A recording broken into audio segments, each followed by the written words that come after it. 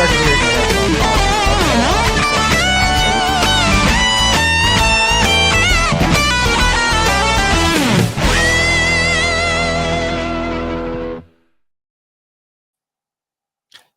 I really like that intro. Super cool. Welcome, everyone. My name's Dan Turbyville. This is Powerhouse Fence Show. Thanks for stopping by and tuning in and doing all the things that you're doing right now. This week, I'm going to sit here and tell you all the things you should be scared of. Actually, not all the things. I'm going to tell you some of the things that you should be scared of, because if I tried to tell you all of them, we'd be here for 6 months. It is scary, right? If you want to get into the commercial fence world and you're scared, there's a good reason that you're scared. You should be scared. It can be scary. This is a little different than what I've normally done, right? I'm just going to call it like it is and just let you know there are scary things that happen in the world. So if that's interesting to you, let's go. The show's sponsored by Memphis Fence Company. Did I say Memphis? Memphis Fence Company, Simpolo, Valgard Strategies Group. And we have some partners on the show: Fence News, EasyG Manufacturing, Thornton Fence Consulting Group. There's links to all of that stuff in the description if you want to check it out. And we are live. Actually live. I haven't been here in a couple weeks. I don't remember. Been like 2 or 3 weeks ago, I think. I was in Dallas at AFAU. Last week I was sick. I'm still a bit sick, but I'm definitely on the downhill side of it now. So there's that. Sorry I missed it, but here we are. Thank you, everyone who tunes in. I appreciate you listening. I hope you find this helpful, because that's why I sit here and do this.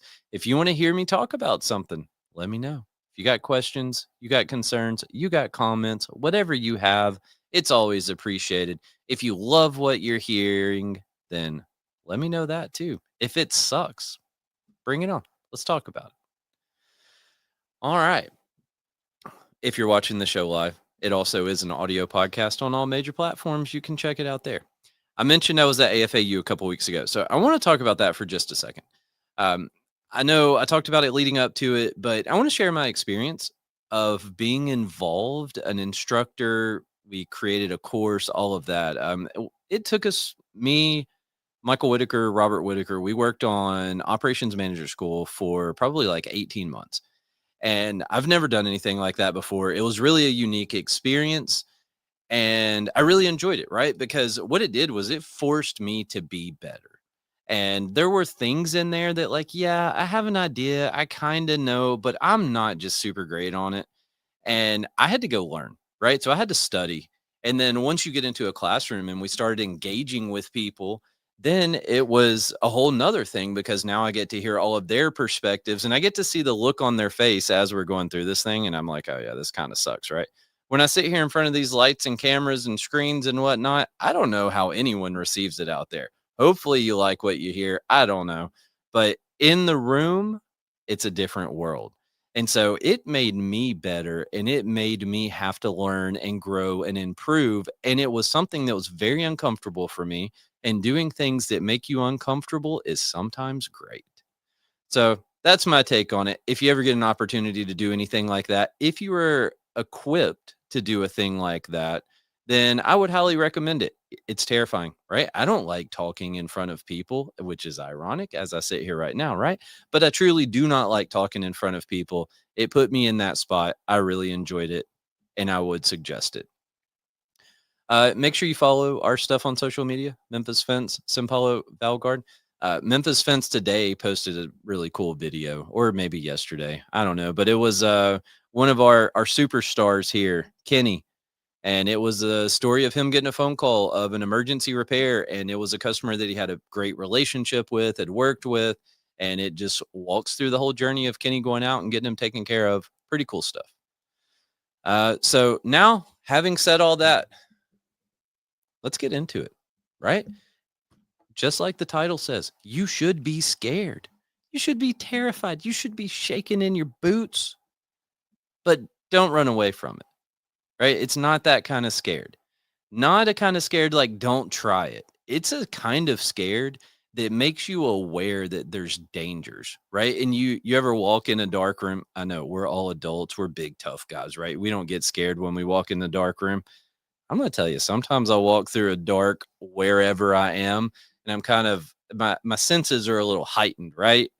But guess what? I still walk through the room and go get whatever I'm trying to get on the other side. That's the kind of scared that you should be. So it should be enough to make you understand that you can bankrupt yourself in a second.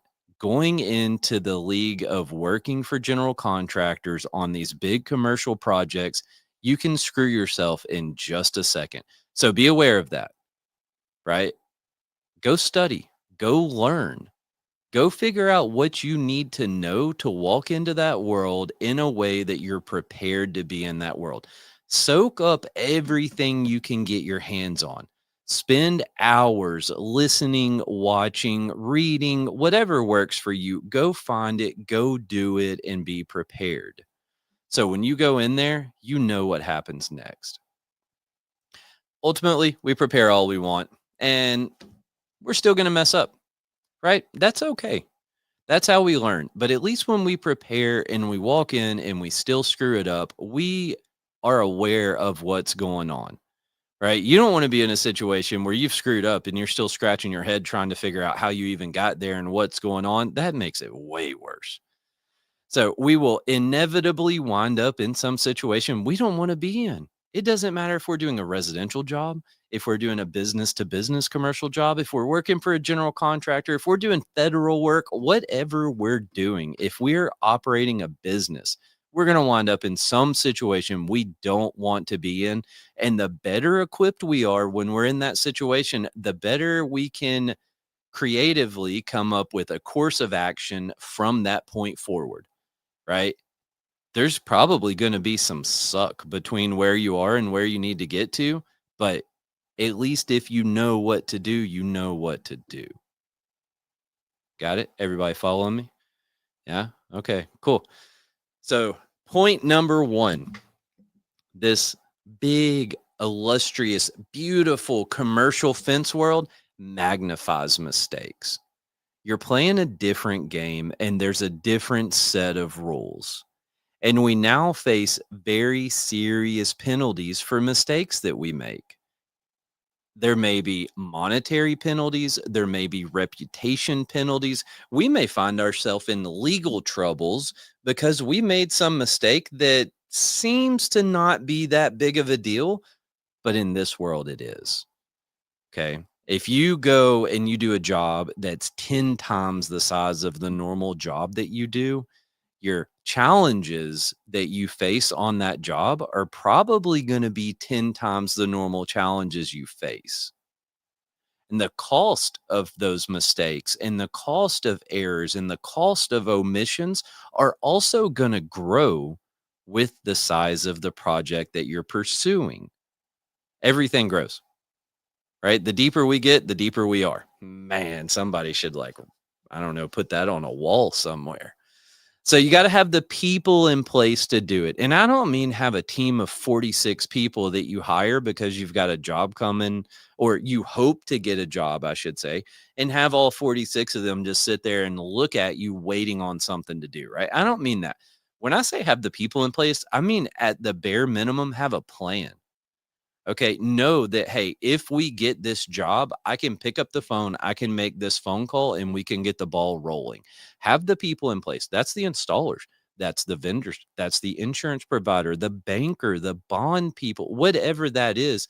Don't just think installers when I say have the people in place, because that's a wide umbrella and it takes a lot of people to do what we do. And they don't all get a paycheck, right? Some of them send you a bill. Some of them you may be met at a networking event, or some of them you may be met at the gas station, whatever that is, right? That's the network, right? You got to have the network. And that's one of the things that you get from attending events that isn't going to be on the brochure, right? It is crazy. When I was at AFAU, I'm not, this is not a sales pitch for AFAU, by the way. It's just my recent experience. When I was there, We taught 2 days. Michael Whitaker and myself, we taught OMS for 2 days. Both days, I sat in the lobby of the hotel with someone from that class until 10:30 or 11 o'clock at night.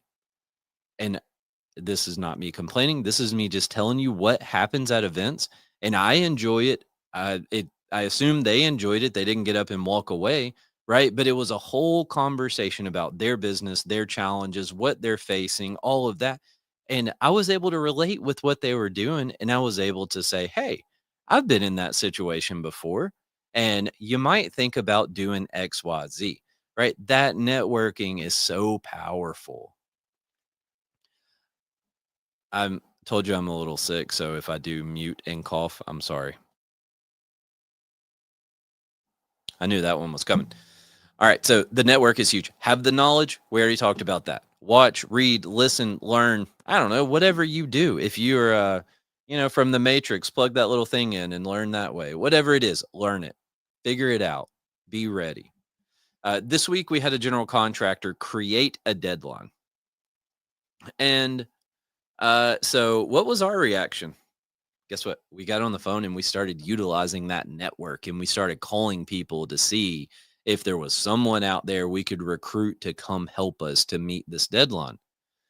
So we called, a handful of people that we know around here who we've worked with, we have a relationship with. And guess what?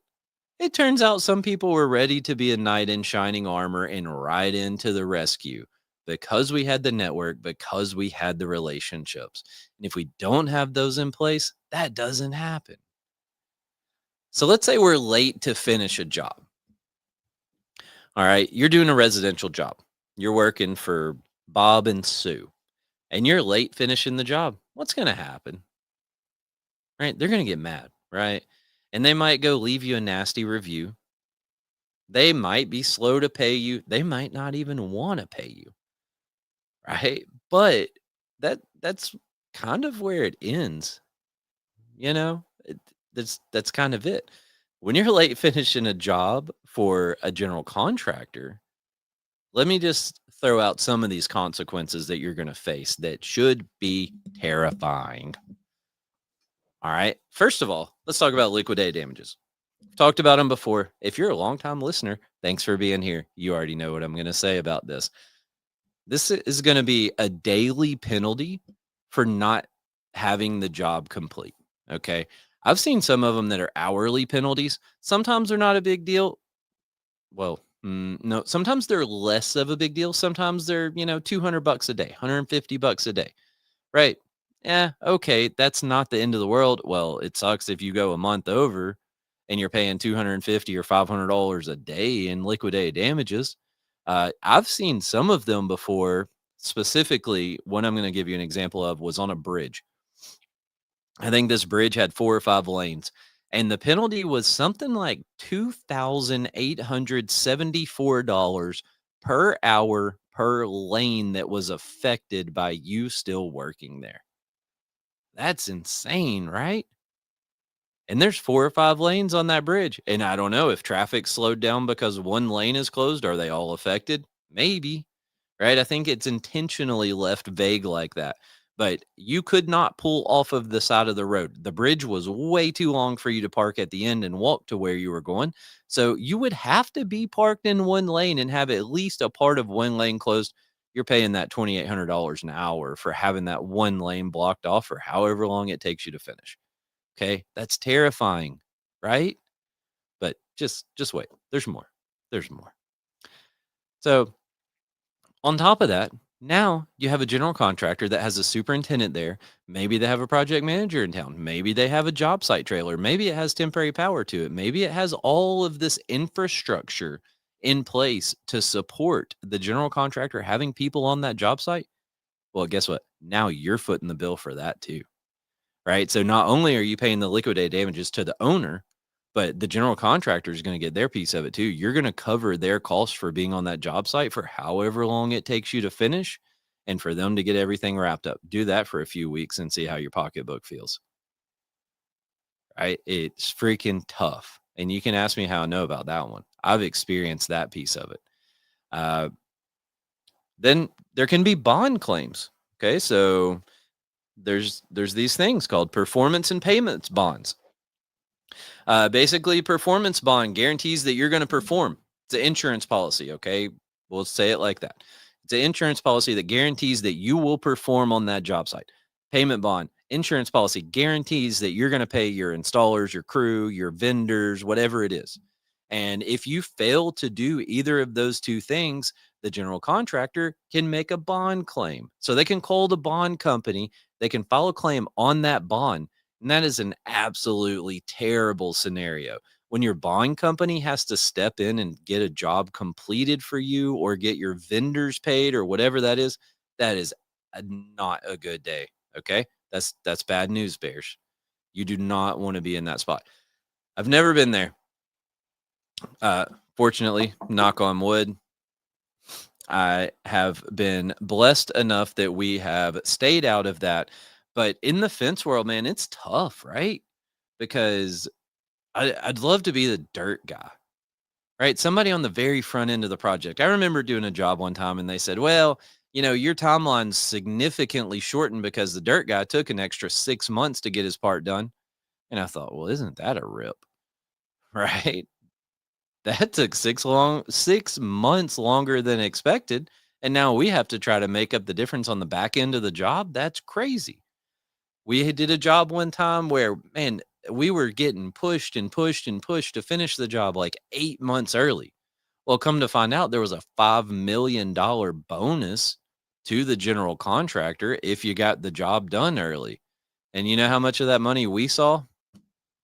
Nada, zilch, nothing. But we had to do it, right? You play the game because when you sign a contract, it says, hey, I'm going to do the work when instructed, as instructed. Some language like that. Don't quote it and go try to find it, but you will find something like that in there somewhere. And we had no choice. So again, in that scenario, we called on some friends. We phoned a friend, right? And they came in, they helped us out. We got the job done. We worked long hours. We worked weekends. We incurred all of this overhead and everything else to get the job done. Nobody cared. But if you want to ever work for me again, you're going to do what I tell you to do, is pretty much verbatim what I was told whenever I questioned it. So you got to play by their rules, right? They make the rules, they hold the money. You know, the golden rule: he who has the gold makes the rules, right? Yeah, that's not the real golden rule, but here we are. So that's the scenario. They hold the gold, they make the rules, and it can get crazy. Sorry about that. Just like the one I told you that called and they said, hey, guess what? Here's your new deadline. Well, wait, what? Yep, here's your new deadline. Not like a, can you do this? Not a, hey, what do you think about that? No, just a matter of fact, this is the new deadline and I expect you to do it.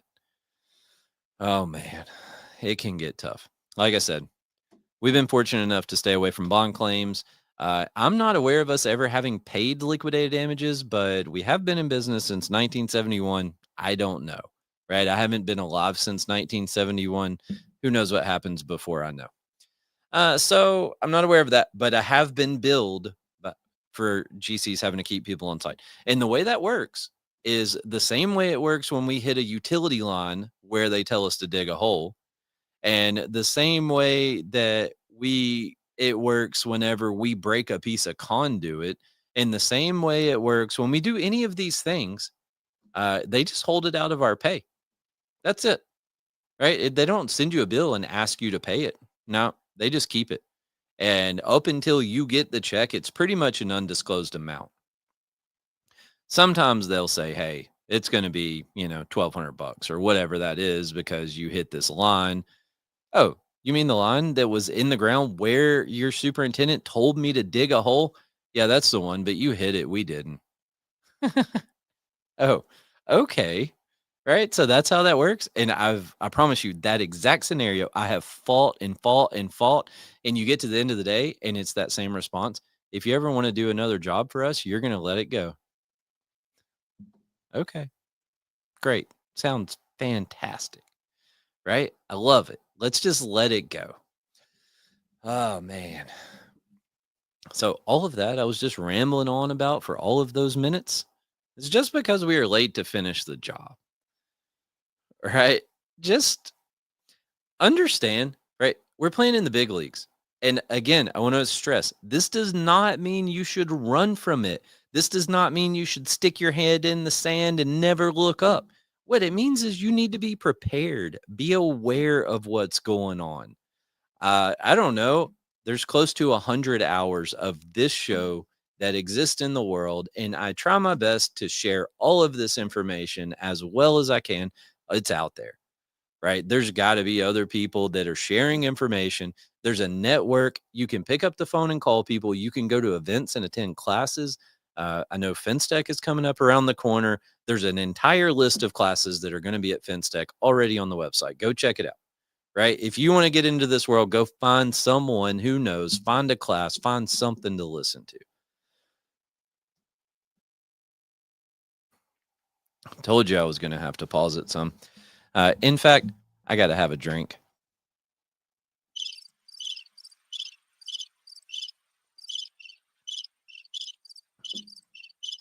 Sorry, I'm doing the best I can. Actually, I'm not sorry. Here we are. This is the situation we have. All right. So understand you're playing in the big leagues. Don't run from it. Own it. Know it. Understand it. Go read it. All right. So let's talk about plans and specs, right? You got to be able to read a set of plans effectively, and you got to be able to go through a spec book, a project manual, whatever it is, right? All of the addenda that come along with it, all of everything. You got to be able to get through all of that data, find what's important to you, find what's meaningful for the project, and turn it into action items. Guess what happens if you read the specs wrong? Let's go down that path for a minute. Well, hopefully someone catches it when you turn in submittals. And I know that sounds crazy, right? I hope they catch it when I turn in submittals. Yeah. Yeah. I hope they find out. No, because I hope they stop me before I order the material. And guess what? They're not going to pay you more for the right material. You're contractually obligated to do what is in those plans and specs, the most current version when you sign that contract. You better know what it is. You better be prepared to do it, or you're going to face the consequences if you don't. Right? Remember those legal troubles that I mentioned before?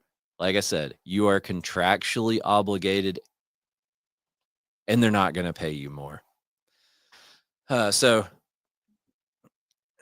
with those legal troubles, if you think you're going to not do it, yeah, go ahead and just think you're going to not do the job, right? Well, you've got an executed contract, you're doing submittals, think you're going to get out of it, see how that goes. Now, the reason I say I hope they catch me when I'm doing the submittals is because if it comes to light when I have that fence installed, oh my goodness, that is so much worse. Right? I'm very sorry if that's happening to anyone out there right now. I'm very sorry. That's a terrible situation. It's a real situation. Now you better hope that they're willing to take a discount on the material, right? If they say, "Oh, well, I paid for schedule 40 and you put in 40 weight," that is not what I asked for. That is not what was in the plans. That is not what was in the specs, and it's not going to work. You better go and say, "Hey, what if I offer you a discount? Can we talk about that?" Sometimes it works. If not, you know what you're going to do? You're going to tear it out and you're going to start over. And that's no good because, again, they're not going to pay you anymore. And I hope it's not a long lead time item because now, remember, we're at the very end of the job, right? It's got to get done, done, done, done, done. Now, oh, the fence we were installing didn't meet the specs. Wasn't what was in the details. Wasn't what they wanted.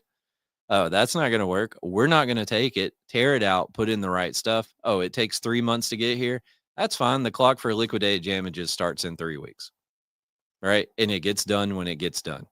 Oh, man.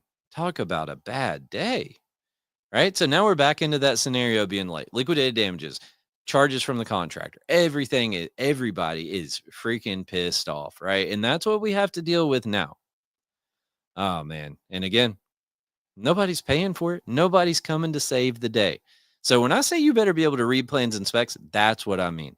You don't want to get caught. This this week, last week, I don't know.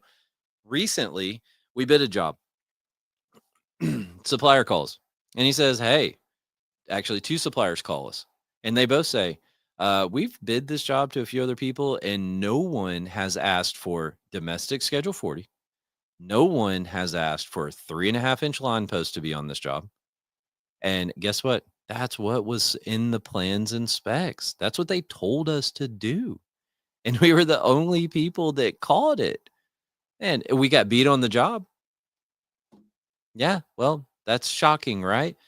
We got beat and somebody sold the job, and I hope it works out for them. I genuinely do. I don't know how, but I hope it works out for them. I hope they don't get screwed and have to go through any of these scenarios we're talking about. Oh man, what if you miss some fence on the plans? Right? You think the general contractor is going to go back to the owner and be like, "Hey, these people that we trusted enough to send a subcontract to do the fence work, well, they didn't notice that there was 17 cages inside the building. So can you come up with some more money?" Yeah. Yeah. Well, that's not going to happen either, right? Oh man, you think they're going to lose that trust? They're going to lose that reputation? Fat chance. And I can tell you what they're certainly not going to do is lose that money. So again, when I say spend time learning, this is what I'm talking about. Learn, learn, learn, learn, learn. Don't get yourself in the situation where you should have spent an extra 3 hours learning and you skipped it and then you just went out there and put your head on the chopping block. Learn it. Spend time. I also would suggest that you not just go right out of the gate to the biggest, baddest, most gigantic, amazing job you've ever seen. All right, calm down. I love people that are eager beavers, right? Like I like it too. I've got ambition, I've got drive. I want to do great things. But we got to slow down enough to get there sometimes and it's really hard. Nah, people say, "Oh, you got to crawl and then walk and then run." Nah, man, I want to just run. I want to skip all that other nonsense, right? So I'm right there. I promise you, I'm right there. But we gotta do it. We gotta slow down. We gotta learn. We gotta do it. If it's your first time, do a job that just assume you're gonna lose 20, 30, 40%, whatever that assumption that makes you comfortable. Assume you're gonna lose that right out of the gate, right? Go sell that job. The one that you can lose that money on and survive. Start smaller and learn what is going on. Number two, now I told you you're playing in a different world, right? You're in the big leagues. It's a different set of rules. You're working with professionals. They know the rules. They know what we can and cannot do. And they are going to hold us to the requirements of the project. You will do it, or things are going to get messy. You're not going to install that fence you missed? You won't order the material that meets specs? Yeah, I'd like to hear some stories of that being a successful approach for someone. If anyone out there has it, please send me the successful stories. Right? It happens. I know there's a lot of people who are willing to work with you and they're willing to help you out. The point of all of this is the way that you should be prepared to go into this world, right? Is you should assume these things. And there are situations where you get in a bond and somebody will help you out, right? General contractor might go to bat for you and be like, you missed that fence, but I understand why you missed that fence. I'm going to help you plead your case and see if we can get you paid for that fence. It happens, right? It 100% happens. I have been in that scenario before where a general contractor was willing to plead our case and it all worked out. But don't assume that's going to happen. Okay. I like to assume the worst is going to happen. Man. All right. So, yeah, if you just refuse to do something, they're probably going to get their way. Right. And then you might find yourself in some legal battle in whatever state they decided that it should be fought in when you sign that contract. Oh, that contract said that it's going to be governed by the state of New York. Now they're going to file a lawsuit in the state of New York and you're going to have to fight that. right? So now you get to hire some lawyer in New York to represent you and to fight the lawsuit. Is that how that works? Right? That's crazy. Be prepared for that stuff. Understand what you're getting into. You're not dealing with the fence at Bob's house anymore, right? We're dealing with legitimate professionals, and it is a different world. Now, let me give I see I keep sprinkling these positive things in here, right? So it's not rocket scientists, not rocket science. There are thousands of people who do this all the time. I promise you, none of them knew anything about what they were doing when they started or when they were born. At some point, they knew nothing, right? And look at them. They're doing it now. There's people out there that have very large, successful businesses doing this stuff, and they had no idea what they were doing when they started, but they learned it. You can too. Just go learn it. Some of these folks that once knew nothing even are willing to sit here and share this information with the world. General contractor jobs have rules from a different playbook. They don't go by the same rules. They expect that we know what we're doing. When they trust us, extend that trust to us, and they hire us, they expect that we know how to read a set of plans, that we know how to read a spec book, that we know how billing works. We know how to successfully complete the billing process so everyone gets paid. They expect that we know what an RFI is and how to handle that process. They expect we know what submittals are and how to provide them with thorough, accurate, good enough submittals. They expect that we know how to close out a project. They expect we know how to handle the whole thing. They don't expect that we know nothing. So learn it, right? They expect us to be professionals. It's our duty to learn and to be professionals. Now, when you find yourself in a scenario where we failed to deliver whatever we were supposed to deliver, don't hide from them. I cannot say this enough. I should put this in every podcast episode because I feel wildly passionate about this. Do not hide from them. Oh, we had a general contractor send an email with some unrealistic request in it. Project manager comes to me and he's, "Oh man, did you see that email?" Yeah, yeah, I saw it. I was copied on it, right? They got serious. They copied me on that email. Yeah, I saw it. Wow. All right. What's the plan? Oh man, I just don't know. I tried to call this sub and they just couldn't help us out. I was like, all right, well, here's what I want you to do. I want you to call 5 other subs, right? All again, network relationship people. I want you to get on the phone, start calling folks, see if we can find somebody. And then the most important piece of what I want you to do is communicate with that general contractor. Do not ignore them. Communicate with them today. Don't make them wait one day. Don't make them wait 2 or 3 days. Don't make them wait 6 or 8 days, right? Communicate with them today. Show them that you're working on a solution. Show them you're putting effort into making it work and doing the absolute best that we can for them and confront them. So, our project manager who's handling the job sent the email with a bit of information. It was, hey, I'm working on this thing. Uh not gonna be able to fulfill the request that you've made, but we are working on it.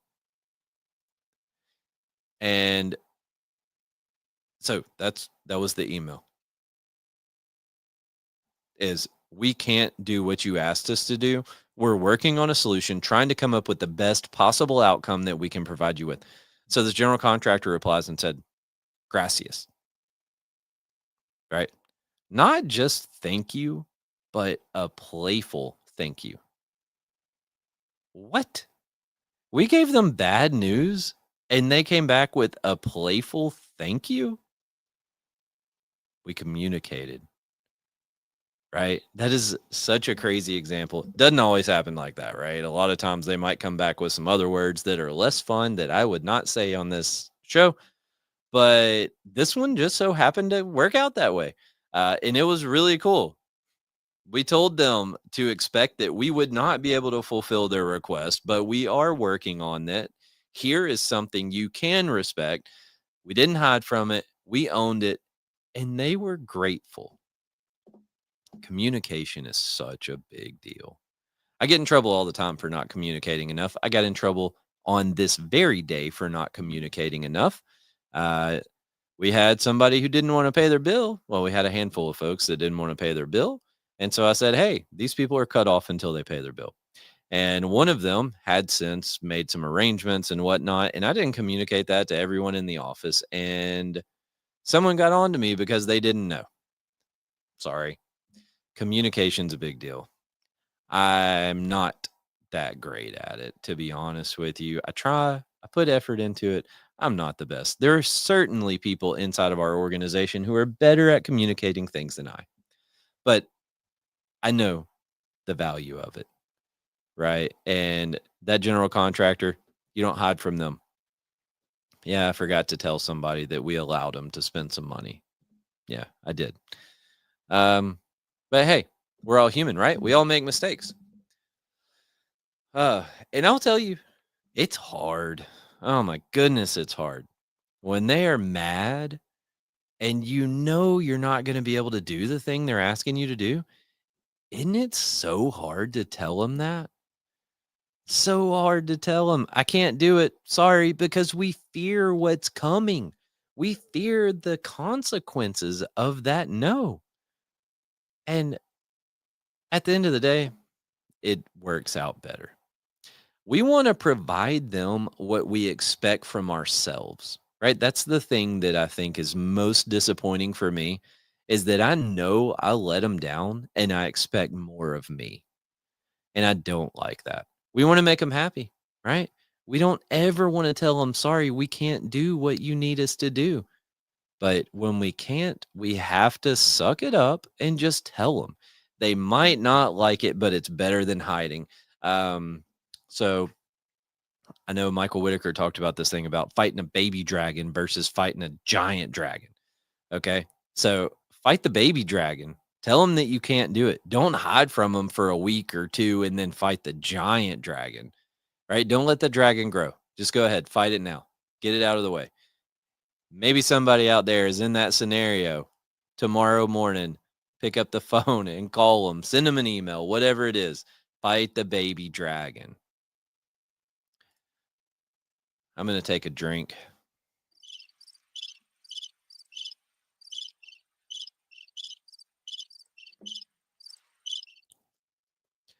Speaking of fighting dragons, let's talk about a monster. And this monster is cash flow. Oh my goodness. You can easily get on a job and go broke, right? Your receivables are growing, your profits are great, but you put so much money into a job that you run out of money. That is a bad day, right? That is not where we want to go. So, what I tell people is let's assume that it's going to cost us 95% of what that job is, right? $100,000 job is going to cost us 95 grand to do it. Now, sometimes it works out better than that. But on the flip side, sometimes it works out worse than that too.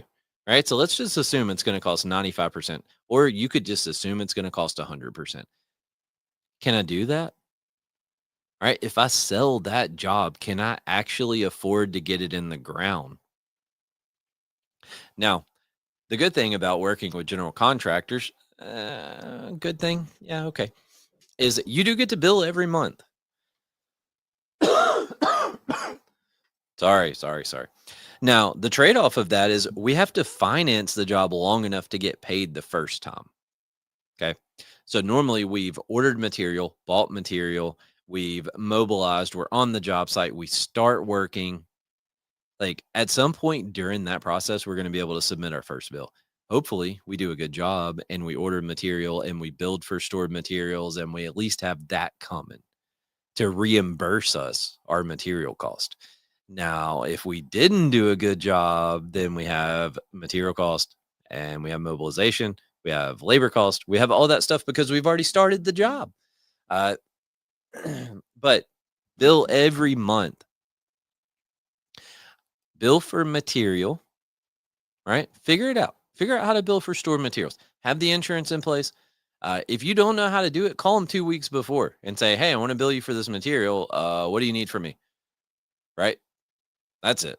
Somebody at that general contractor's office inside of their organization can walk you through the process of billing for that stored material. If you went out and set 10 posts, bill for setting 10 posts. Don't be like, it's not that big of a deal. We'll just let it ride. Right? No, just go ahead and bill it. Bill for mobilizing if you can. I don't know. If we're doing a local job, it's kind of silly to mobilize, right? Because we drove from here to there. Like we didn't do anything. But if we're working across the country somewhere, then we have to travel there. We have to get material, equipment, all that other stuff going on there, right? So there is indeed mobilization associated with that. Bill for mobilization if you can. Whatever you've done, bill for it. Every single month, bill for it. Now, a lot of times on jobs, we might go out there for a few months and then we pull off for a few months and then we go back and we're off and we're back and we're off. Obviously, when we're not there, we can't bill anything. But if there's something you can bill, bill. Now, remember, we have to wait. Okay. So, right now, real time, we are billing jobs and we hopefully will get paid for those jobs in mid January. That's only if everything goes right. Right? We've got 2 holidays, well, I guess 3 holidays between now and then, Thanksgiving, Christmas, New Year's, right? That's a decent bit of time lost. A lot of general contractors will shut down for a lot of, the whole end of the year and everything else, right? So, hopefully, we get paid in mid-January if everything goes well. That's only if we get our bills submitted right, if the bill is approved, if the bill is processed on time, if we have a current certificate of insurance on file, if we have an executed contract, if we have approved submittals, if we have all of this other stuff done, all of our ducks in a row, we have our certified payroll done and turned in. Everything is done like it's supposed to be. Hopefully, we get paid in mid January. Mess up one of those things. Mess up one, right? And yeah, you might have a couple days to get it done. I've promised you, I've been in this scenario before where we called to ask them where payment was, and they said, "Oh, well, when you submitted the thing, it was wrong." What? 2 months ago, you couldn't have told me? Promise you, I've been in that scenario, and it sucks. You don't want to be there. So, if all your ducks are in a row, you bill now, you get paid mid January. Again, just bill every month, right? Because they're not going to come in and save the day if you mess up. Right? They're not gonna rush and pay you super duper extra early because, you messed up. Nah, nah. You better be ready to wait it out. And you better hope that he gets paid on time. Because you know what happens when the general contractor messes up billing? Sucks for you. You know what happens when the owner has a problem with their financing or anything else and they can't pay you? Sucks for you. Yeah. Remember that big contract you signed on that just amazing, fabulous, super exciting, gigantic job that you're so excited to go out and do? That whole contract was to protect them, the general contractor, the owner, the designers, whoever it is. That contract is page after page after page after page that's protecting them. There's a few things in there for you, but the vast majority of it is not for you. It's all because some crazy scenario happened at some point, or somebody sat around dreaming up crazy stuff and they said, "Man, you know what should be in the contract? If somebody brings a leopard to the job site that only has 3 legs and that leopard climbs up the stairs to the 7th floor and jumps out the window and lands on the windshield of a car, and then the car's emergency brake gets released and it rolls across the job site and it runs into a porta potty and it knocks over and then it spills out on the ground and we get in trouble for in some sort of environmental contamination, we should put that in the contract." Yeah, that might happen. Right? That's the kind of stuff that people have to think of, right, when they write these contracts, or they've had that happen before. So It's all to protect them. It's not about us. Guess what? Your costs go up. They have since the beginning of time. Costs go up. And yeah, sure, maybe material costs went down last month. Like, yeah, you're wrong. Well, look at the big picture. Okay. Everything always goes up. And then your cost on that specific job. What if they're more than you thought they were going to be? Mhm. Doesn't matter. You got to do it. What happens when you miss the wage rates when you bid the job? Yeah. I hope you're hungry because you're going to eat it. What happens when your material costs went up? What happens when they find out the material you bid was wrong? Remember, we talked about that earlier with the submittals. You turn in your submittals, the material was wrong. What do you think happens in that scenario? What happens when you find out the material that you bid was wrong, right? What happens when it has to be domestic material and you didn't know that? What happens when you get out there and the fence is all in concrete and you have to core drill every hole? And then you call them and they say, oh, well, it was on the plans. It showed you. What do you mean you don't know you have to do it? What happens when you go out there and the fence is in a swamp? It's going up and down hills like the mountain ranges, right? You call them. Oh, yeah, that was in the plans. It said it right there. Huh. I hope you're really hungry because you're eating all those things. You're just going to have to just munch them right up. All right. And enjoy it. Have a nice cold Coke with them. Now, I've said all the scary things. I think I've said all the scary things I'm going to say.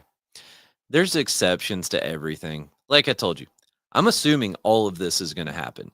And sometimes you get in a scenario and you make some phone calls and you go to them with your hat in your hand and you say, this is what happened. Is there anything you can do? Sometimes it might work. All right. Sometimes there are people in the world who will go out of their way and try to help you. Sometimes there's ways that they can finagle things around and help you out. Not everyone is evil. Not all general contractors are out to get you, right? They're not evil people. The point of this whole thing is you need to know what you're getting into. You need to know that crazy things happen and you can get in a big heaping pile of crap in just a second. Okay. That's what I want you to understand. If you walk away from that, from this, that's what you need to understand is you can get in trouble quick. Sometimes you get lucky and there's some added cost in there and somebody's willing to work with you and they can help cover it or they'll just pay you for it, right? I assume none of those things are going to happen. I assume that they're going to tell me, "Suck it up, buttercup, come do the job or we'll see you in court in New York." So, I like to assume that I need to be prepared for war. And I hope that I don't have to go to war. It's pretty much what I do. You want to know how to handle some of this? You want to know more about any of this, right? Go listen to some other episodes. Stay tuned because these are the kind of things that we talk about on this show all the time. This one was a little bit different because it's all, let me just scare you, right? But it's the truth. It's what's out there. And I hope it doesn't happen to you. And that's the reason I sit here every week is because I want to try to help at least one person avoid one of these scenarios that we've talked about. And if I can do that, it's all worthwhile. Stay tuned. I'll see you next time. I'm out of here.